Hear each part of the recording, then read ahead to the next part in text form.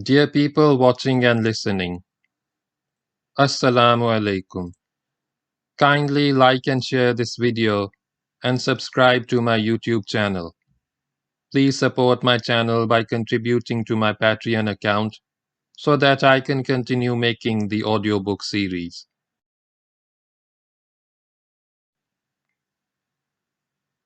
This book tells in detail about the Muslim conquest of Spain under the Umayyad Caliphate from 711 AD to 718 AD. The conquest is also known as the Muslim conquest of the Iberian Peninsula or the Umayyad conquest of the Visigothic kingdom. This conquest destroyed the Visigothic kingdom and established the Umayyad wilaya of Al-Andalus. It also resulted in the expansion of the Umayyad Caliphate and the Muslim rule into Europe. Start of Chapter 10. The Christians and the Jews. The first appearance of Christianity in Spain is a matter of legend rather than history. There are those who believe that it came to the peninsula in the 1st century, during the apostolic period, that it was brought by St. Paul who visited Spain between 63 and 67. From the traditional lore of some cities in Spain, it would appear that Paul first came to Gerona and during his travels went as far as Aquija. This could be true, but there is no historical corroboration of the tradition, and many historians doubt the veracity of these reports. There is also the curious legend of James the Apostle, son of a fisherman of Galilee, visiting Spain as the first preacher of Christianity to the Spaniards. Historically, it is known that Saint James, who was present at the crucifixion and never traveled abroad, was martyred in 44, beheaded by order of King Herod Agrippa.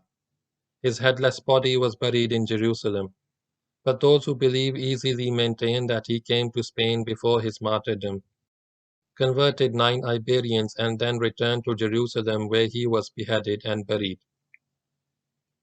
Then there is this even more curious legend that the body of James was disinterred and the head found miraculously to be back with the body, where it belonged.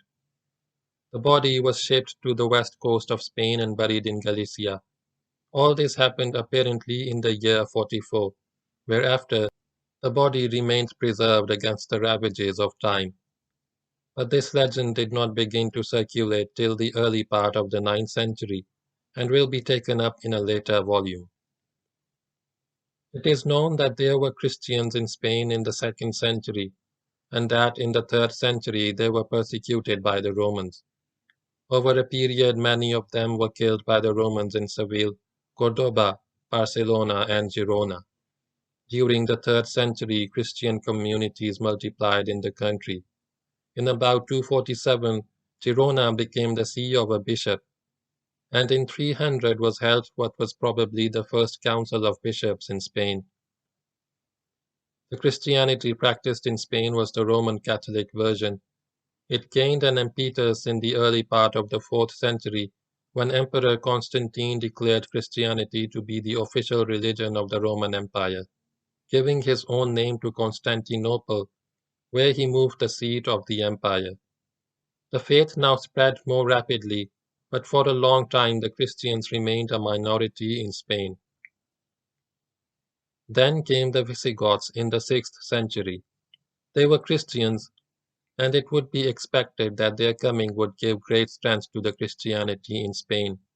But the Visigoths were Arians, and instead of the Christians uniting as a single force for the propagation of the faith, they got embroiled in a great sectarian schism known as the Monophysite Controversy.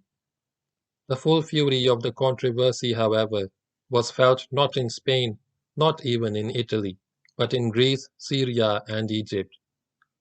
The main point of the dispute was not any matter of substance or any important moral or practical issue affecting the lives of the Christians, but a purely academic one regarding the person and nature of Jesus. Was Jesus a man? Was he God? Was he both? This also affected the position of his mother, the Virgin Mary. Was she mother or God or of a man? And in this futile controversy, curses were hurled by Christians at each other. anathemas read, people tortured and slaughtered, and whole communities driven to revolt. It started with Arius, presbyter of Alexandria, who argued that Jesus the Son was created, and therefore not eternal, and therefore not the equal of God the Father. This doctrine was closer to the Muslim belief when Islam appeared, that Jesus was a man, a prophet, and a servant of God. But the Arian view was challenged by the Orthodox clergy who took the opposite view.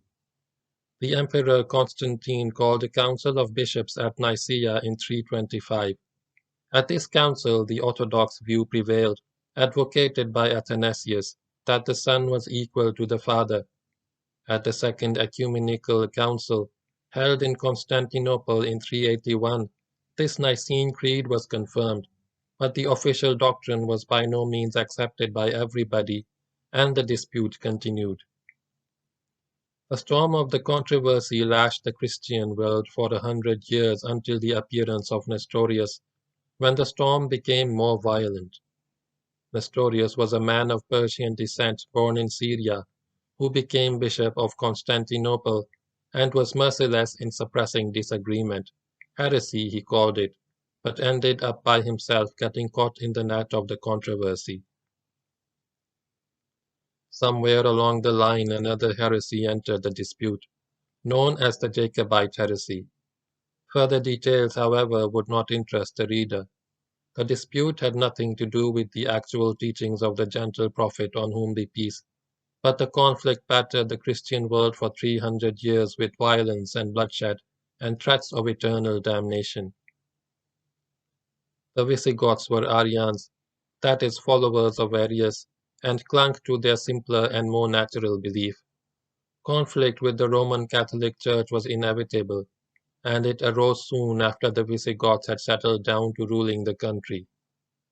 The contestants were spared the violence and suffering which plagued the Eastern Roman Empire, but the conflict continued to simmer between the simple, barbaric Goths and the more sophisticated Roman clergy. At last, in 587, King Ricared accepted the Catholic faith and let himself be baptized. Thereafter, all his Gothic subjects followed suit. 2 years after the conversion of the king, the Arian faith was officially rejected at the Third Council of Toledo. According to one view, the Goths cared so little about religious dogmas that they changed from Arianism to Catholicism as soon as the king had set the example. According to another, there was sharp resistance to the change. Ricared had to suppress the Arian church organization and ban Arians from employment in the public service before his followers accepted the new official religion. Both reports were probably correct, the resistance coming from the clergy, the indifference from the people. After Ricared's death, there was a backlash from the Arian clergy, but it lasted only a few years, whereafter nothing more was heard of Arianism in Spain. Christianity sat lightly on the people of Spain, whether Romans or Romanized Spaniards or Visigoths. Right up till the coming of the Muslims, paganism was rampant with a vast number of Spaniards remaining faithful to their ancient cults. The pagans were so numerous that paganism could dispute the land with Christianity. It posed such a serious challenge that bishops had to fulminate threats and take energetic measures against the worshippers of false gods. Even among professing Christians, religion was more a matter of the lips than of the Judaism preceded Christianity to Spain. Certain Jewish sources maintain that the Jews came to the peninsula in the 10th century BC, in the time of Solomon, but there is no historical evidence to support this claim. They may have come then or in any of the succeeding centuries. They certainly came in the 1st century AD with their expulsion from Jerusalem, which followed the destruction of their temple by the Romans in the year 70. They settled in Spain and called the land Sepharad, from which the large denomination of Sephardic Jews takes its name. They lived peacefully in Spain, prospered and grew rich. They were very few in number and did not come in conflict with the followers of other faiths. But once Christianity had established a firm foothold in the peninsula at the beginning of the 4th century, their troubles began. It was not yet persecution, just hostility and discrimination. Spain was still part of the Roman Empire and the Germanic tribes were yet to come. The hostility sprang not only from religious differences or the fact that the Christians looked upon the Jews as the murderers of Christ. It was also due to the resentment felt by the less enterprising communities against the affluence of the Jews.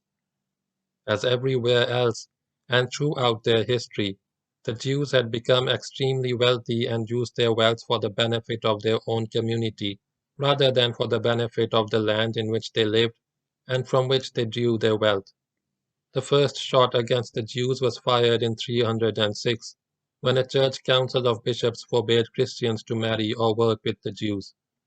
Some followed the injunction, others did not. For 200 years the hostility mounted gradually, until 506, when the Council of Agde forbade Christians to even eat with Jews. Again some followed the injunction, while others did not. Another 100 years passed. It was at the start of the 7th century that the real persecution of the Jews began, a persecution which was to increase in intensity to brutal proportions. King Sisebut, ascending the throne of Spain in 612, passed a law which made it unlawful for the Jews to own Christian slaves. The Jews had to sell their Christian slaves and the property of those slaves to Christians at a fair price. If unable to do so, they had to free the slaves. They were given 3 months to do this. If at the expiry of this period any Jew were found in possession of a Christian slave, half his property would be confiscated and the slave freed. The law also laid down that if a Jew converted a Christian to the Jewish faith, he would be put to death and all his property confiscated. This law was implemented and the sufferings of the Jews increased, but worse was to come, and after that yet worse. Following the enactment of this law, another decree banned the Jews from holding public office and repeated the ban on intermarriage between Christians and Jews. In 616, 4 years after his first law against the Jews, King Sisebut passed another severe decree, which required all Jews to be converted before the end of the year. After that, any Jew who clung to his faith would be given 100 lashes and banished from the kingdom while all his property would be confiscated by the state. This time the bishops made more earnest efforts to stamp out Judaism, and terrified by the brutality of the threatened measures, 90,000 Jews accepted baptism. This number was still a minority. The conversions were more a matter of form than spirit. The new converts paid lip service to the Christian faith, while they secretly continued to circumcise their children and observe the Sabbath and other Mosaic rites. Even intermarriage continued between Christians and unconverted Jews, as did other actions forbidden to the Jews. This came to be known, so the Fourth Council of Toledo repeated the ban on intermarriage and ordered public whipping as punishment for its breach. The bishops decided that Jews married to Christian women would be separated from their wives and children, and Christians married to Jewish women would be separated from their wives. In either case, the children would be brought up as Christians. The bishops realized that it was not possible to effect a total conversion of the Jewish population. It was therefore ordained that whereas Jews could practice their faith, their children would be taken away from them and brought up as Christians. In 638, during the reign of King Ch10, all baptized Jews were made to sign an enforced profession of faith in which they renounced their former faith and agreed to abandon Jewish rites, the Sabbath, circumcision, and dietary rules. They promised to surrender their scriptures to the church and took upon themselves the duty of stoning to death any Jew who deviated from the Catholic faith. What made the Jewish situation even more tragic was that converted Jews were not accepted as true Christians. Their conversion was deemed worthless. Then came harsher measures, though still not the harshest. In about 650, King Recassuint's laws were made into a code. According to this code, no baptized Jew could leave the Christian faith or take flight to escape it. No Jew could celebrate Passover or the Sabbath. No Jew could be married by other than Christian rites. The practice of circumcision was banned. Jews would pay no regard to Jewish dietary rules. No Jew might testify against a Christian.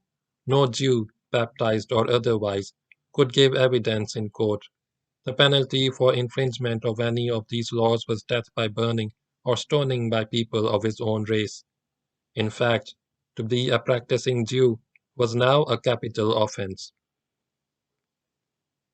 In order to test how much the converted Jews believed in the new faith, in 654 all Jews of Toledo were made to sign a second enforced profession of faith, similar to the first one signed in 638.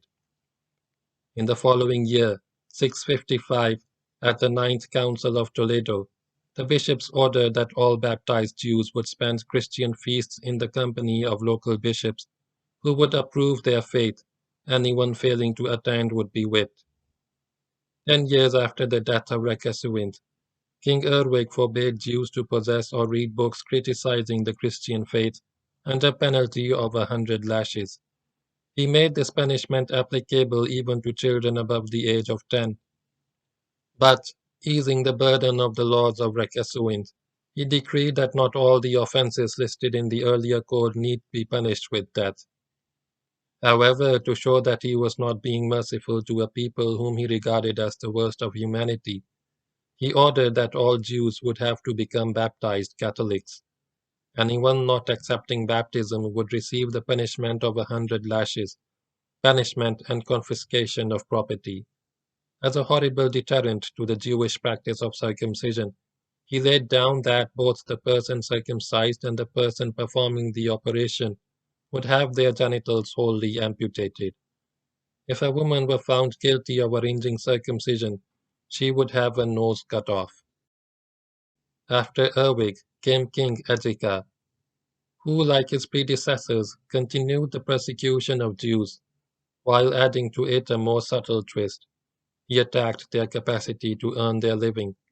In 687 or soon after, he decreed that Jews would not be allowed to go to the harbors for transacting overseas trade and would not be permitted to trade with Christians.